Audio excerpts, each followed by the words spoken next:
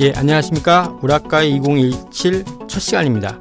자, 오늘부터 저희 시사오늘은 그 고독한 평론가 김기범 박사님과 그 다음에 풍청거사 윤태종 기자가 대한민국의 정치 시사 현안에 대해서 심도 있는 분석과 그 다음에 예측에 대해서 뜨거운 설전을 통해 가지고 한번 잘 읽어볼까 합니다. 자, 먼저 인사해 주시죠.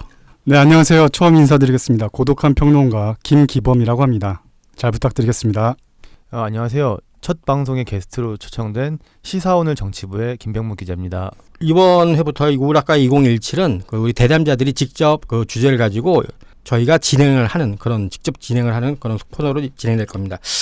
자, 우리 고독한 평론가님. 네. 이제 그 국민의당의 운명을 쥐인 8.27 전당대회가 이제 나흘 남았는데요. 네네.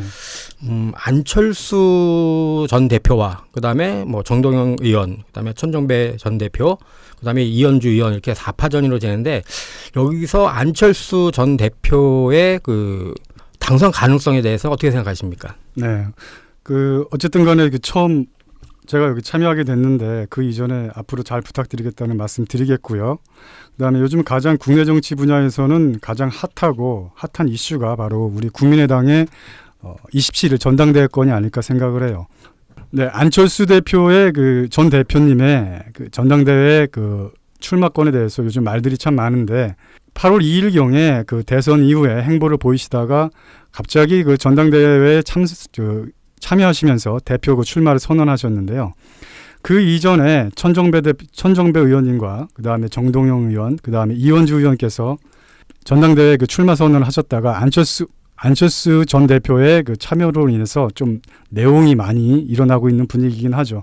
근데 전반적으로 처음부터 제가 왈가왈부하면서 안철수 전 대표의 당선 가능성에 대해서 얘기를 한다라고 하는 건 좀 건방져 보일 수 있겠습니다만은 솔직히 말씀드린다면 개인적으로 볼 때 안철수 전 대표의 좀 당선 가능성은 타 후보에 비해서 가장 제일 높은 게 현실적인 얘기가 아닌가 싶거든요. 물론 대선 패배한 공당의 대선 주자로서 나갔다가 대선에서 패배했고 더군다나 문준용 씨의 댓글 조작 사건에 최고 책임을 져야 되실 분이 밖에 계시다가 갑자기 출마 선언을 한 거에 대해서 말들이 많습니다.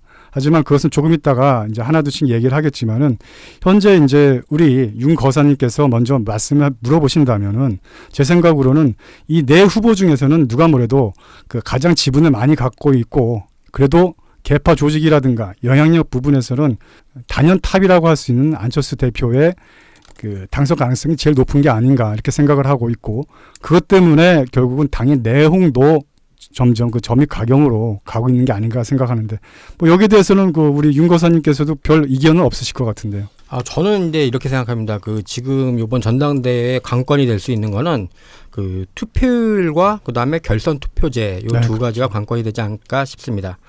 먼저 이제 투표율은 지금 안전 전 대표의 경우에는 투표율이 40% 이상을 자신하고 있는데 지금 온라인 투표가 진행되는데 그렇게 높은 투표율을 보이지 않고 있다고 해요. 그리고 천 전 대표나 또 정동영 의원 같은 경우에는 낮은 투표율을 더 기대하기 때문에 양측의 투표율 싸움 이것도 우리가 봐야 될 중요한 포인트라고 생각하고요. 관전 포인트라고.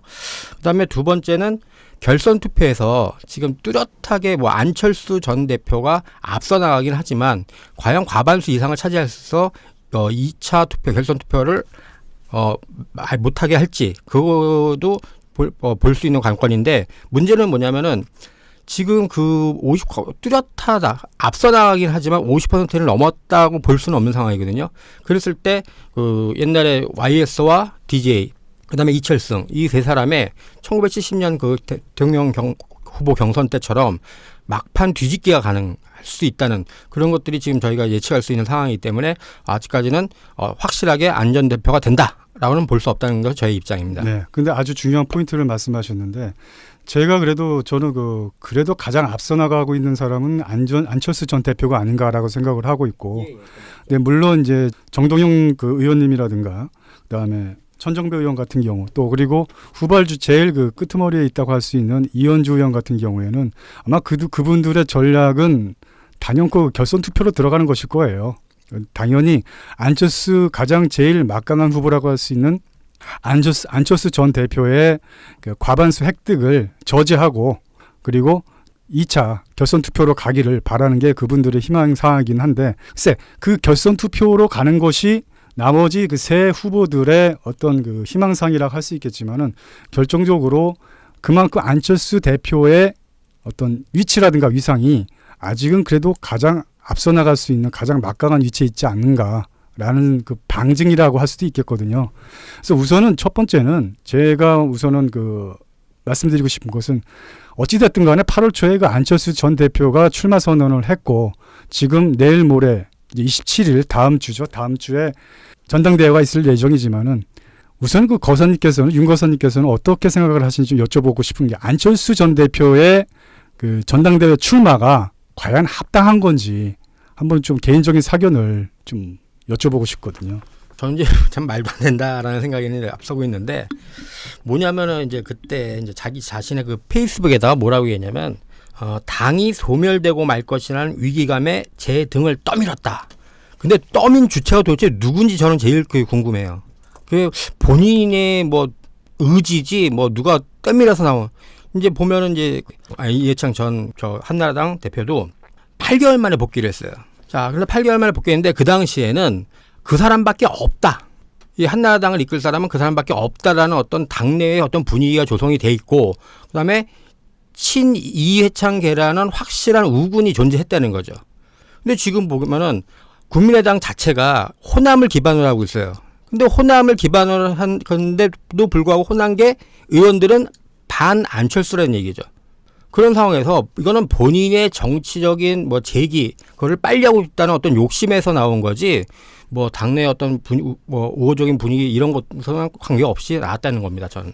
하지만 아직도 그 안철수 전 대표를 지지하고 있는 그 지방 조직이라든가 당원들이 많이 잔존하고 있는 것은 사실이 아닌가라는 생각을 하고 있거든요. 예, 그렇죠. 네, 그리고 이제 우리가 국민의당이 호남 기반의 그 정당이다, 마치 지역 정당인 것처럼 얘기를 하고 있지만은 물론 그건 사실입니다. 하지만은 어찌됐든 간에 각 수도권이라든가 영남에도 세력 분포가 잔존하고 있는 전국 정당인 것은 인정을 하고 있어야 돼요. 다만 원내에 이 국회의원들이 주로 이제 호남에 계신 분들이 거의 대부분이기 때문에 그렇지만은 아무래도 영남이라든가 수도권 등지에서는 안철수를 바라는 지방 조직이라든가 그 뭐 지역 원외 위원장들의 그분들이 존재할 수 있다는 그 가능성도 있고 저는 이렇게 생각합니다. 처음부터 물론 안철수 전 대표가 출마를 하지 말아야 된다. 하다못해 가장 최측근이라고 할 수 있는 그 박지원 전 대표도 안철수 전 대표의 그 출마를 막았다고 하지 않았습니까? 그리고 그 건으로 인해 가지고 안철수 전 대표의 멘토라고 할 수 있는 이상돈 교수 등 최측근들이 많이 떠나갔다고 알고 있는 게 정설입니다. 그리고 하지만은 그럼에도 불구하고 이 하나의 그 정당을 독립시켜서 분당시켜서 개파를 이끌고 나와서 그 하나의 정당을 만들었다고 하는 그 창업자의 위상은 어디 가지 않는다고 생각을 하고 있고 저는 개인적으로 그렇게 생각을 해요. 정치인으로서 안철수 전 대표를 전 개인적으로 좀 아쉬운 말씀이지만은 그렇게 높게 평가하지는 않습니다. 그러니까 정치적인 감각이라든가 또 타고난 어떤 그 기질이라든가 적어도 정치인이라고 한다면은 그 개인의 어떤 스펙이라든가 능력 이전에 어떤 그 국민들, 대중들을 이끌어 나갈 수 있는 카리스마 내지는 어떤 폭발력 같은 게 있어야 된다고 생각을 하거든요. 물론 그 카리스마라든가 폭발력 등이 강렬한 인상 내지는 제왕적인 기질 이런 것들을 얘기하는 건 아닙니다. 부드러운 카리스마도 가능한 것이고 하지만 중요한 것은 진정으로 국민들에게 어느 정도의 위상을 정립하면서 자연스럽게 다가올 수 있는가 이것이 가장 중요하다고 생각을 해요. 하지만 그런 측면에 있어서 그 안철수식의 어떤 그 전공법이라든가 또 언어 구사 능력, 또 대국민 스킨십 이런 데 있어서는 문제가 있다는 것은 저도 확실하게 그 인정을 합니다. 하지만 저도 개인적으로 안철수 전 대표를 전폭적으로 지원하는 것은 아니지만은 객관적으로 말씀을 드린다면은 그런다고 해서 안철수 전 대표한테 모든 책임론을 다 부과하는 것은 말이 되지 않는다라고 생각을 하고 있거든요. 법률적 도덕적으로 안철수 전 대표가 문제가 있다면은 당연히 이번 전당대회 출마권은 분명히 문제가 있다고 생각을 합니다.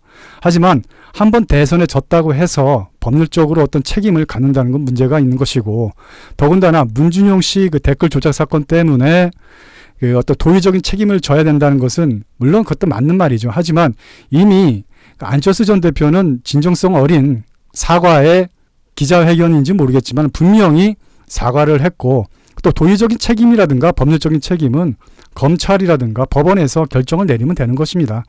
그것 때문에 굳이 모든 책임을 안철수 전 대표한테 뒤집어 써가지고 그 전당대회라든가 대표 출마는 불가하다라고 하는 것은, 그건 원칙적으로는 좀 문제가 있다고 생각을 하고요. 개인적으로는 안철수 전 대표가 대국민의 심판을 받고 싶다면은 전당대회에서의 그 당원에서라든가 당원들한테, 또 내지는 추후 내년 그 지방선거에 뭐 서울시장 출마론이 나오고 있습니다만은 그 지역 구민의 서울특별 시민들한테 심판을 받으면 되는 것입니다. 그러니까 현재 안철수 전 대표에 대해서 문제가 없다고는 할 수는 없겠지만은, 그렇다고 해서 어떤 전당대회에 대표로 출마하는 것에 대해서는 막을 필요는 없다.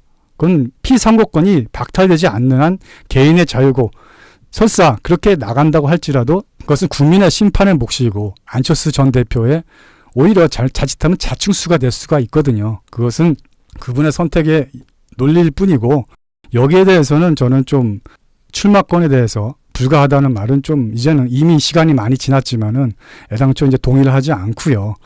앞으로의 좀 그 미래지향적인 얘기들 좀 했으면 좋겠습니다. 제 생각은. 왜냐하면 각 정당마다 한번 대선에 지고 나면은 뭐 미국처럼 대선이라든가 대선에 있어서 재수 삼수를 우리나라 같은 경우에는 솔직히 현실이 많이 허용을 하지 않습니까? 그러다 보니까는 한번 대선에서 지고 나면은 한 몇 년 동안은 마치 은퇴한 것 마냥 배그종군의 형식으로 가만히 한 몇 년은 이제 칩과하고 있다가 나중에 다시 돌아오고 하는데, 그거 1년 후에, 2년 후에 돌아오는 것이나 차라리 몇 달 후에 돌아오는 것이나 어차피 국민들 앞에서 눈 가리고 아웅하는 것은 마찬가지라고 생각을 하거든요.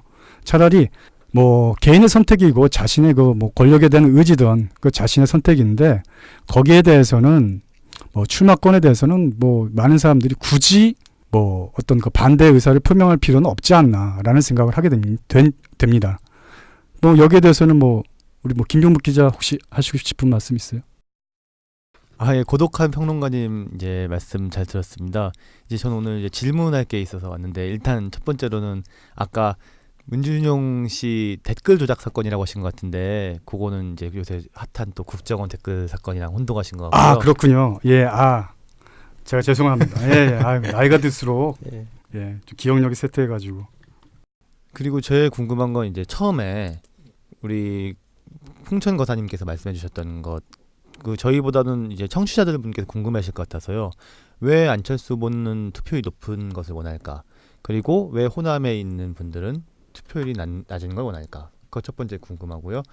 평론가님께 궁금한 점은 그렇다면 안철수가 서울시장이든 어쨌든 국민들에게 다시 한번 선택으로 혹은 표로 이제 심판을 받는 게 옳다고 생각하신다면, 그 시점은 다음 지방선거도 괜찮은지, 아니면은 혹은 총선 내지는 또 다른 대선을 노려봐야 되는지, 그거에 대해서 한번 말씀해 주시면 어떨까요? 제가 먼저 말씀드리면 안 전 대표의 경우에는 아까 이제 우리 고독한 평론가님께서 말씀하신 것처럼 수도권과 영남권에서 본인을 지지하는 세력이 많다고 생각하기 때문에, 그래서 투표율이 높을수록 자기한테 유리하다고 본다고 봅니다. 저는.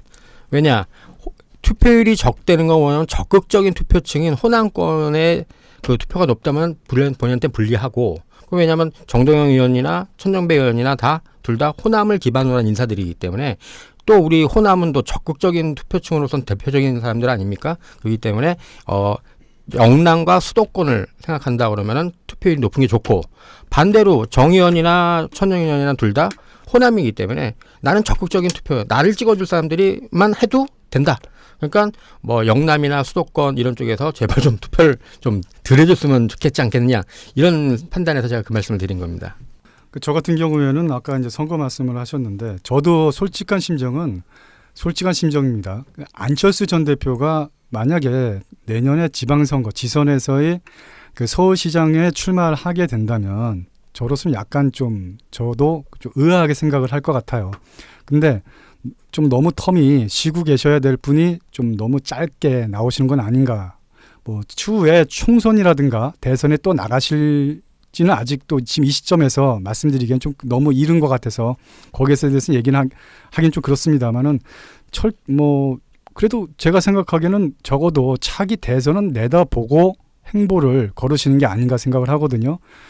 안철수 전 대표도 분명히 공식 석상에서 사석이든 공석이든 차기 대선에 대한 언급을 분명히 하셨고, 다만 내년에 가장 가까운 선거가 지방선거이기 때문에 먼저 이제 그 지방선거를 대처를 하셔야 되는데, 이 서울시장 출마권에 대해서 요즘도 거기에 대해서 말들이 많은데, 우선은 거기에 대해서 바로 그 출마를 하게 된다면은 그 많은 사람들이 좀 의아하겠죠.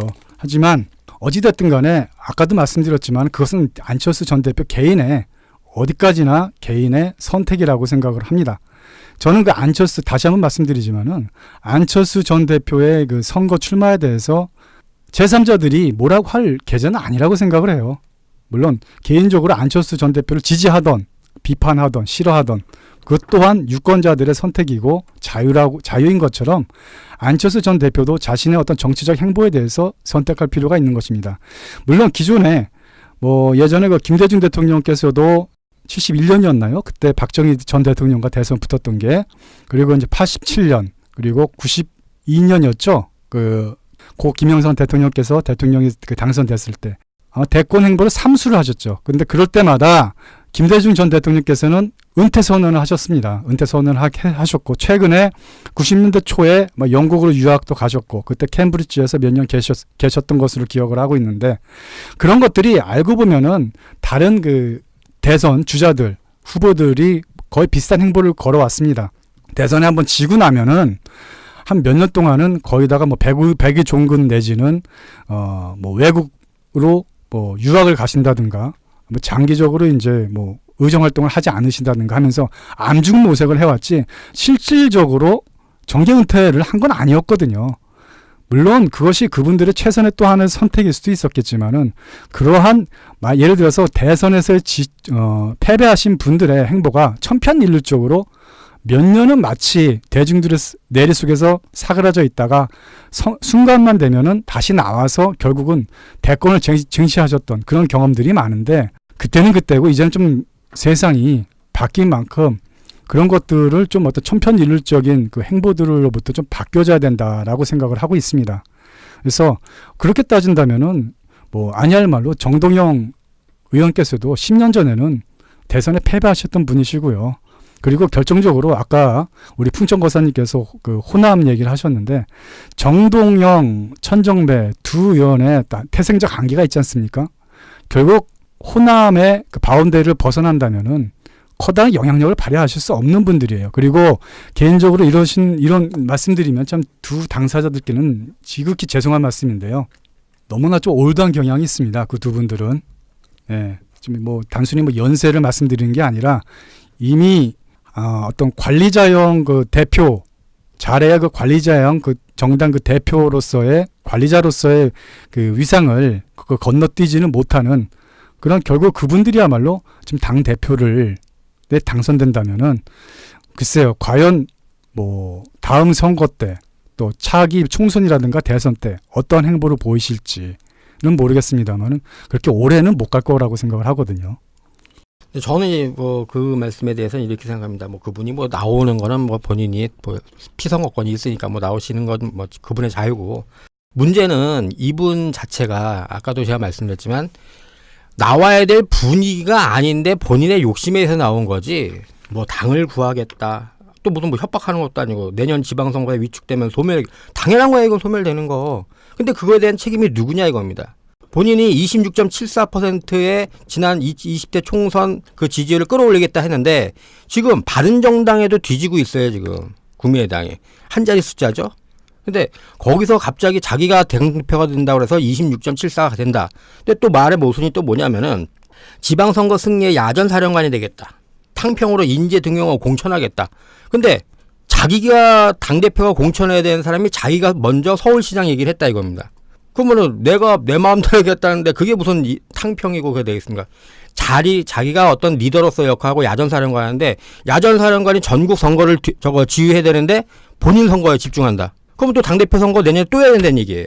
이런 자기 모순적인 발언을 하는 사람이 과연 국민의당을 이끌었을 때 저는 이제 뭐가 되느냐. 결국은 이분이 된다 하더라도 뭐냐면 호남계가 탈당을 한다든지 지금 전남, 광주 지역에 10명 정도의 10명이 넘는 분들이 반대를 하고 있어요. 그럼 이분들이 야 네가 마음대로 뭐 공천하고 야전사령관 되고 서울시장 나간다 이러면 이분들이 국회의원들이 뭘 바라겠습니까? 물론 뭐 겉으로는 뭐 정치 개혁, 국민 행복 이런 얘기 하지만 실은 내년에 내가 다음 선거 때 내가 당선이 되느냐 안 되느냐 가장 중요한 건데 그 안철수 전 대표가 되는 것 같다 적극 반대하는 사람들한테 공천을 주겠느냐? 그럼 이분들이 선택한 건 내가 살 길 찾아가는 거예요. 그런 상황이면 당이 깨질 수도 있다는 우려감이 높은 것도. 그러니까 안철수 전 대표가 당선 가능성도 높지만 당이 깨질 가능성도 같이 동방상승한다는 것이 저의 생각입니다. 오롯이 맞습니다. 저는 자꾸 이제 이런 말씀 드린다고 하면은 마치 이제 안철수 전 대표를 옹호하는 것좀 들릴 수 있을지 모르겠지만은 이미 사전에 그분을 이제 정치적으로 뭐 지지하지 않는다라는 전제사항으로 말씀드리는 것이고요. 이제 객관적으로 말씀드리고자 싶은 것은 처음부터 끝까지 저의 그 결론은 딱 하나입니다. 당원의 선택, 더 나아가서는 지방선거든 총선이든 국민의 선택에 맡기자라고 하는 것이죠. 그렇게 따진다면은 그렇게 해서 선거에 나갔을 때 안철수 대표한테 어떤 형식으로 부메랑이 형성돼서 나타날 것인지는 안철수 전 대표가 오롯이 자신이 책임지고 받아들여야 된다고 생각을 합니다. 예를 들어서 말이죠.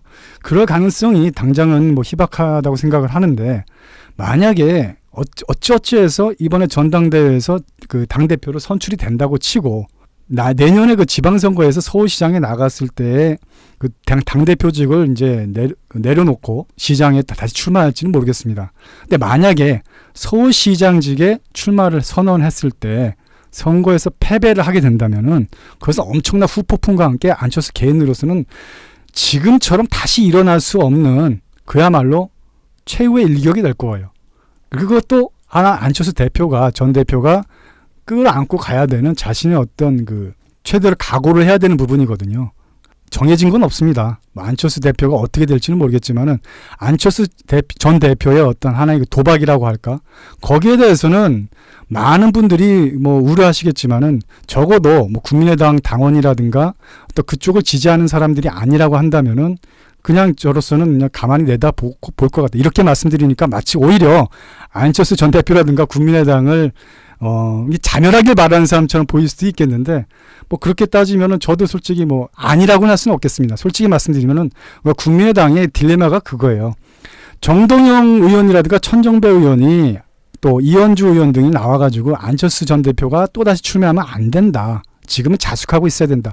100번 지당한 말이죠. 그런데 정 그렇게 책임이 있는 사람, 도의적으로 책임이 있는 사람이라고 한다면은 선거에서 이기면 되는 겁니다. 국민의당의 딜레마가 그겁니다. 왜 그토록 많은 문제점을 내포하고 있는 안철수 전 대표를 확실하게 이길 자신들이 없어서 결국은 결선 투표를 바라보고 있느냐 하는 것이에요. 그것이 국민의당의 현실이라는 겁니다. 아까 제가 정동영 의원이라든가 천정배 의원 개인한테 죄송스러운 말씀이지만은 그분들의 이제 시기는 지났다. 올드하다. 라는 말은 뭐냐면은 그만큼 국민의당이 당의 정체성만큼이나 새로운 시대를 이끌 수 있는 새 인물들, 강력한 인물들이 없다는 겁니다. 지금 원내에 40명가량, 정확하게 39명이죠. 의원들이 있지만은 거사님께서는 딱히 생각나는 어떤 지금 대권 잠룡을 거론한다는 것 자체가 이제 어불성설이지만은 딱히 생각나는 큰 인물들이 있으십니까? 원내든. 안철수 대표도 아니라고 생각합니다. 그건 당연하죠. 예, 당연하지만 그나마 호남 자민련으로 만족을 해야지. 지금 거기서 자기네들이 저걸 한다 하는데 그래서 이제 나온 얘기가 바로 뭐냐면 이제 바른정당과의 연대설 이런 얘기가 지금 나오는 거 아닙니까? 자, 바른정당과의 연대설이 나오고 있는 건데 어차피 정치는 생물이라고 옛날에 DJ가 하신 말씀처럼 지금 어떻게 되는지 제가 아까도 말씀드렸지만 정치인이 뭡니까? 나는 살아남아야 됩니다. 이 정글에서.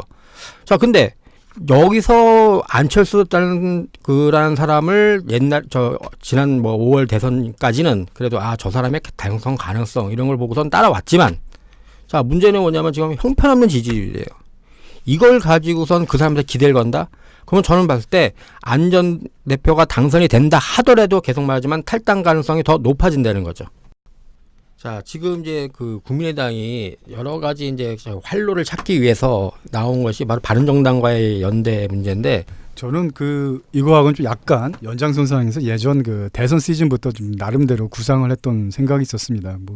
하기는 저 혼자 구상을 한다고 해서 일개 야인이 아무리 떠들어봐야 현실화가 되겠습니까만은 어떤 그 구상이라기보다는 하나의 망상이었는데요.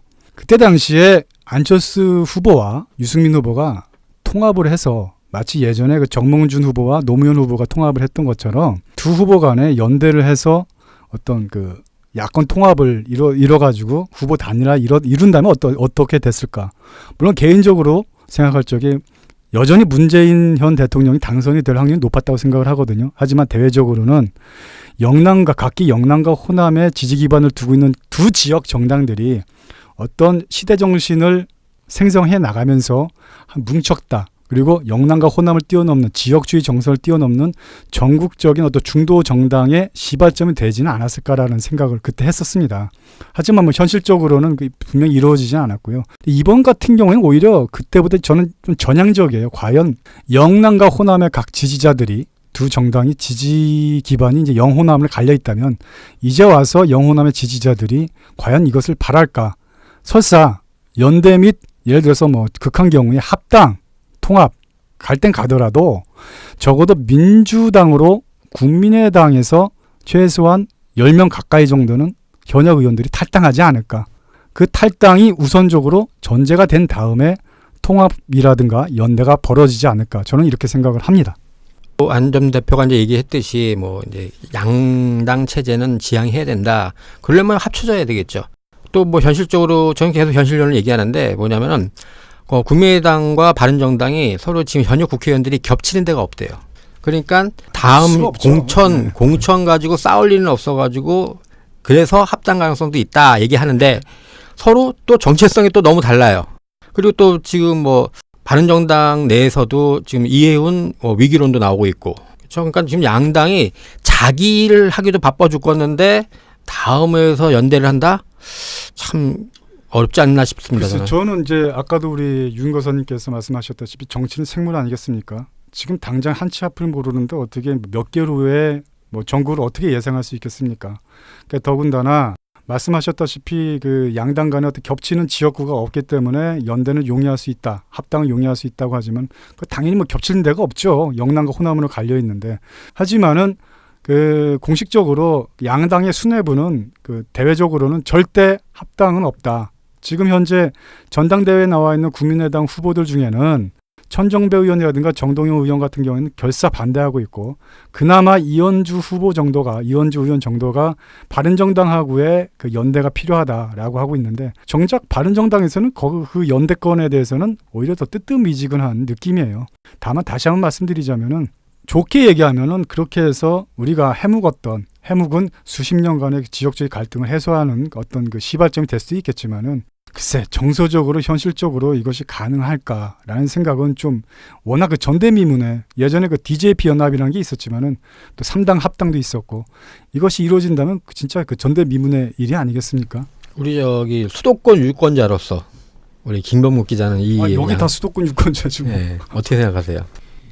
일단 수도권 쪽에서 바른정당이 사실 젊은 층에 꽤 많은 호응을 얻고 있고요. 국민의당 상대적으로 굉장히 못하고 있어요. 그래서 바른정당이 조금 더 자신감을 갖고 있는 게 아닌가. 왜냐하면 국민의당이 호남 쪽에서도 고전하고 있다는 소식이 들리니까. 지금 제가 알기로는 현재 이제 한국갤럽에서 조사한 바로는 8월 셋째 주 각 당의 지지도를 조사해 보면은 지금 그 국민의당 같은 경우는 4%대거든요. 최하예요. 정의당이라든가 바른정당보다도 아주 밑에 있기 때문에 이것이 그 바른정당 입장에서는 오히려 그 지금 현재 4% 지지도를 가지고 있는 국민의당과의 연대라든가 합당이 오히려 바른정당 입장에서는 이게 독이 될 수도 있다라는 생각을 할 수 있겠죠. 그리고 저는 한 가지 좀 의구심이 있는 게, 평소 안철수 전 대표의 지론이 다당제 구축 아니었습니까?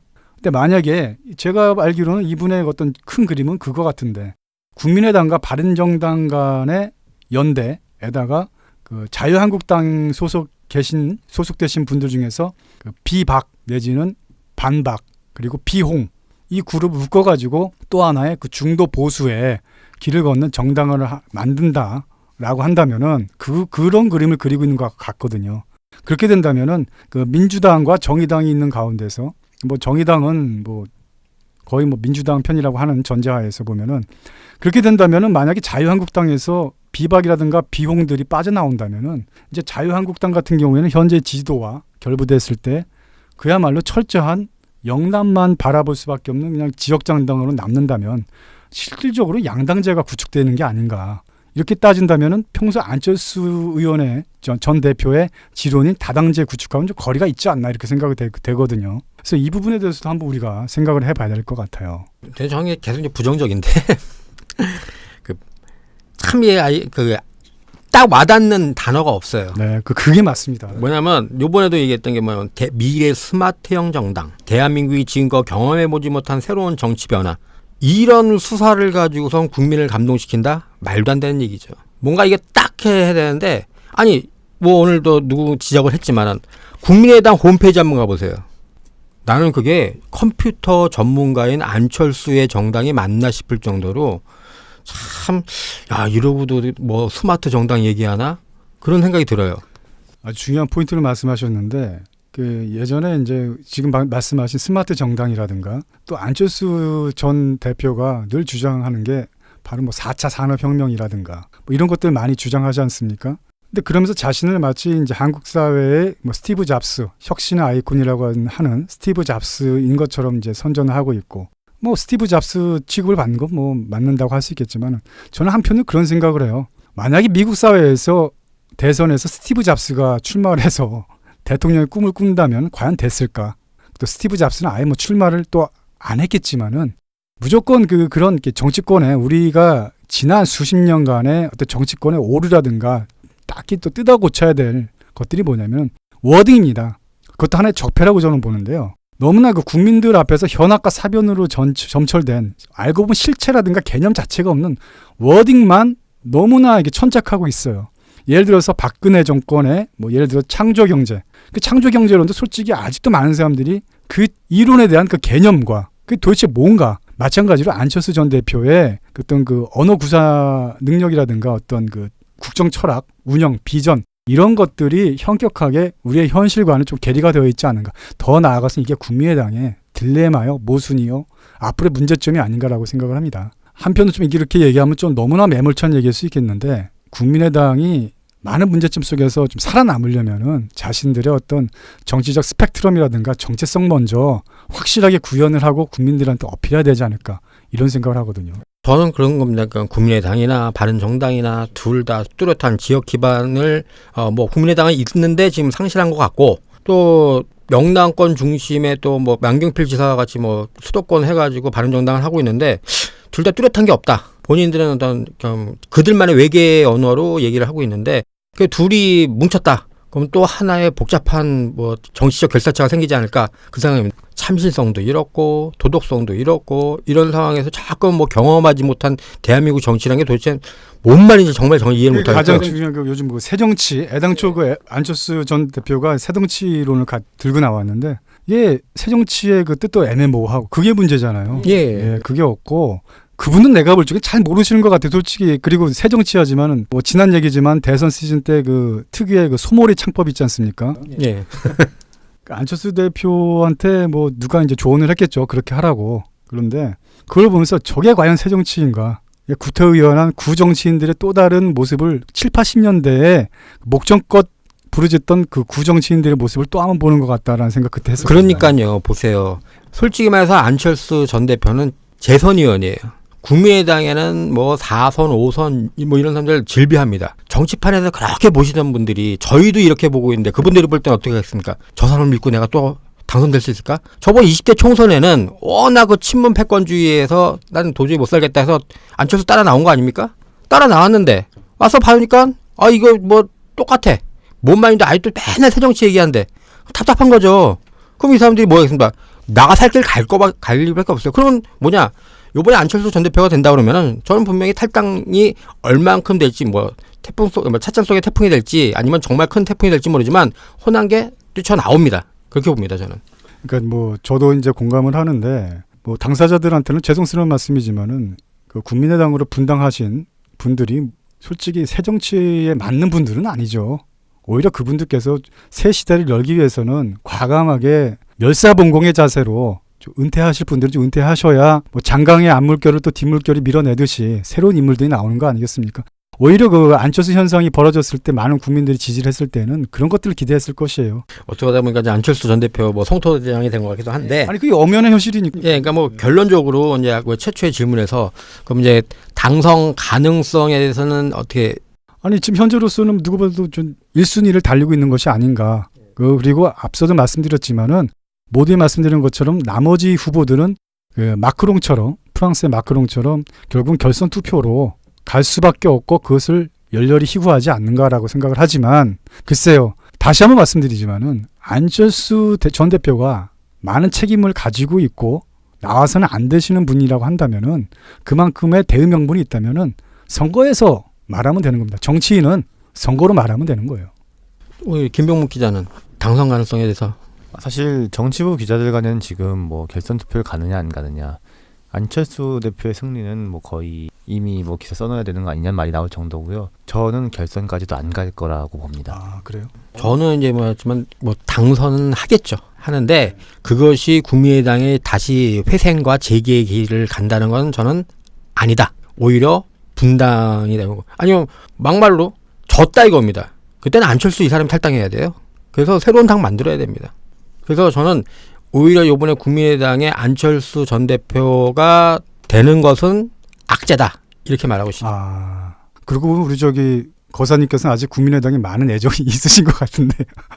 이게 왜냐면은 양당 체제 그 자체가 좀 이렇게 뭐냐면 서로 만년 야당의 기득권을 지금 즐기려는 우리 자유한국당. 그 다음에 내가 요번에 한번 권력 잡았으니까 내가 한번 끝까지 한번 내가 그 10년 서름 한번 풀어보겠다는 뭐 더불어민주당.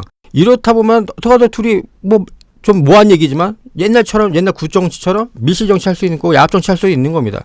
근데 거기서 견제할 수 있는 제3당이 있어야 되는데 이 제3당의 지네들끼리 지금 뭐 내용을 겪고 있고 앞길을 모르고 이러고 있으니까 참 답답한 노릇이라는 얘기죠. 근데 우리의 그 지난한 그 정치 역사를 바라보면은 그 제3당이라든가 제3의 길, 뭐 앤서니 기든스의 제3의 길은 절대 아니지만은 어쨌든 간에 제3자의 제3당을 갔던 그 캐스팅 보드를 쥐고 있는 다당제의 역사가 없었던 건 아니거든요. 아시다시피 우리 윤구선님 잘 아시다시피 80년대만 하더라도 평민당도 있었고 자민련도 있었고요. 근데 그러한 그 시절이 있었지만은 결국은 어느 정도 위세를 갖지 못한 그 정당들은 결국은 어떤 야합의 길로 갈 수밖에 없던 이미 그 증명된 것들이 있지 않습니까? 물론 앞으로 향후 10년, 20년을 내다볼 때 새로운 시대의 새 정치는 어떻게 펼칠지 모르겠지만은 지나간 우리의 그 과거 역사도 한번 다시 한번 정당 역사도 바라볼 필요는 있다고 생각을 합니다. 자, 그럼 이제 마지막으로 그 국민의당에서 해주고 싶은 말씀 이렇게 하면서 우리 마무리 짓죠. 짧게 한번 얘기할까요? 제발 자기 정체성 먼저 확립하십시오라고 말씀드리고 싶네요. 네. 우리 김병묵 기자는. 저도 한마디 하는 건가요? 예. 나오셨으니까 한 말씀 하셔서. 가급적 전당대회 빨리 끝내주셨으면 합니다. 지극히 현실적인 얘기예요. 예. 저는 그렇게 됩니다. 국민은 국민의당에 관심이 없다. 냉철하신 말씀이십니다.